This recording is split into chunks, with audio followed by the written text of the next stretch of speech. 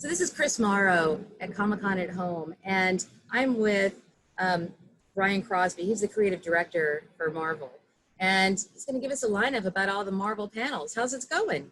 It's going good. Yeah, I mean, I can't lie. I wish I was there with you guys in San Diego, but in these unusual circumstances here, you know, this'll do. ComicCon at Home will do for now. Tell us about the lineups. Sure. Yeah. So we have a few things happening this week. It's exciting. A lot, you know, it's an unusual time as we all know. But we definitely wanted to participate in ComicCon at Home. ComicCon is our home away from home. We love being there every year. So the things we have to offer this year, we have a few panels. We have Marvel storyboards happening on Thursday morning. That's going to be the first one with with Joe Quesada, our creative director and executive VP. And so he's going to be previewing his new show where he kind of travels the world and gets to know all kinds of different folks, including Hugh Jackman and many others, and kind of hears their story and basically teaches us about storytelling along the way. So that should be a lot of fun.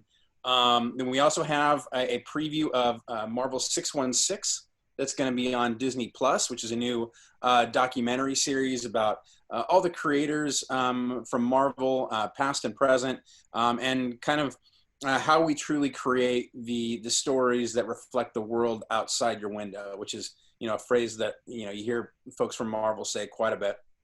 We're going to be previewing New Mutants, that new film. We have a really fun panel called Marvel HQ, also on Thursday afternoon, which is for younger audiences, for families. It's going to be kind of a mix. There's going to be some comic book read-alongs. There's going to be a drawing tutorial that I actually do, where I'm going to teach fans how to draw Venom. And we're also going to get a sneak preview of Spider-Man Maximum Venom. So that should be fun. And then on Friday, we have Marvel Comics Next Big Thing, previewing some of the upcoming events that we have at Marvel Comics, including Empire, X of Swords, Amazing Spider-Man number 350, and the return of Werewolf by Night. So that's going to be a really cool panel. C.B. Cebulski, our editor-in-chief, is going to be leading that panel. And then we have a preview of Hulu's Hellstrom. Oh, wait, can you say that again? I think we lost you. Oh, okay. Can you hear me? I got you. Okay. So... Hulu's Hellstrom. So, you know, that's going to be our new TV show on Hulu. And so we're going to have a preview of that on Friday. So lots of panels, lots of things happening from the Marvel Universe. So I hope everybody enjoys it and gets to check those things out. Well, you know, after Marvel had, I guess, a wonderful run of movies and, you know, all the different media. Not done. Well, you had a run with a great story. Is it the story is going to continue and it's going to just keep going that way, or are you going to go a different way? Yeah. Are you going to make people read? we are going to make, yeah, we're going to make people read. We're going to make them read their comics.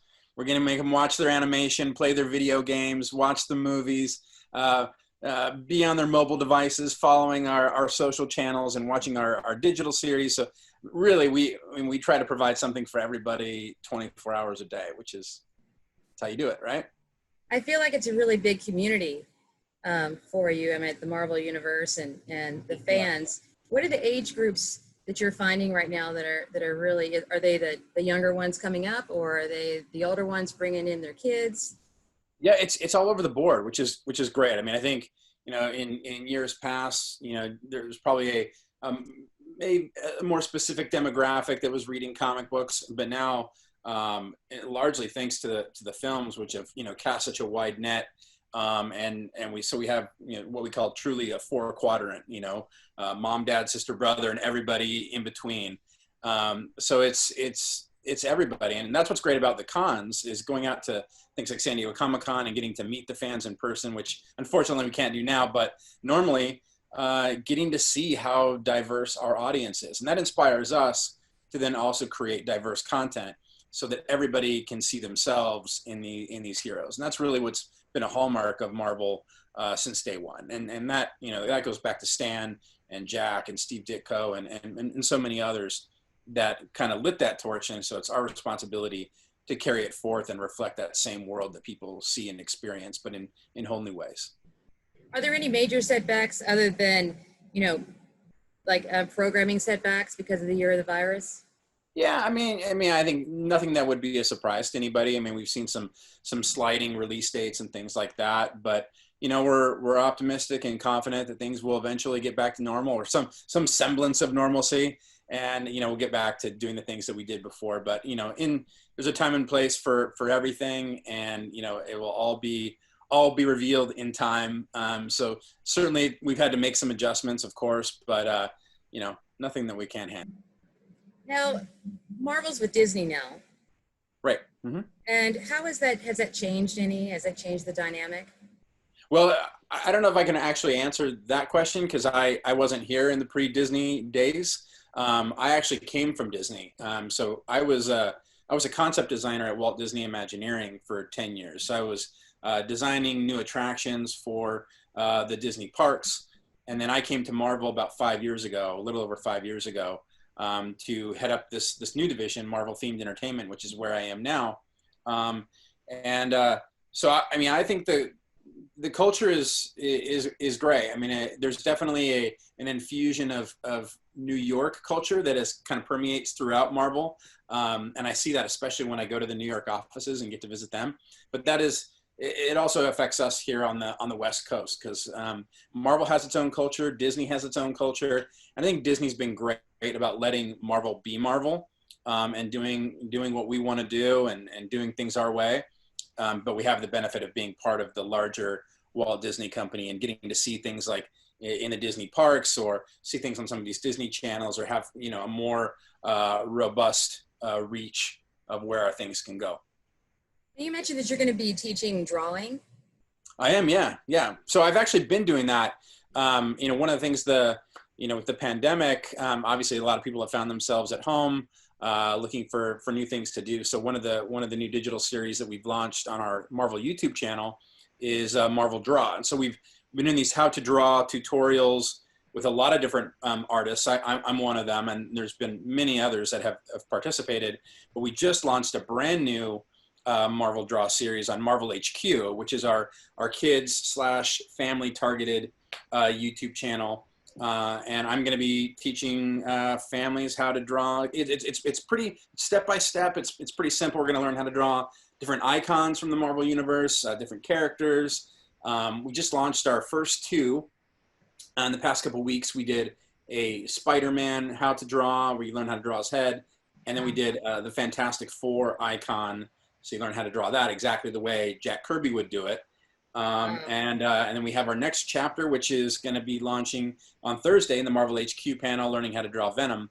And we have many others coming. So I'm doing them all the time on my own, and then recording them, and then the digital team puts them out depending on when it's needed. Magic. It's fun. It's fun. It's been it taps into my background as an artist. Like I said, coming from Disney. And so it's a nice change of pace, and so it's fun for me too. And you're in New York? I'm actually in California. I'm in LA. Oh, okay. You're not too far away then. Nope, not too far. Yeah. So tell me what else is going on.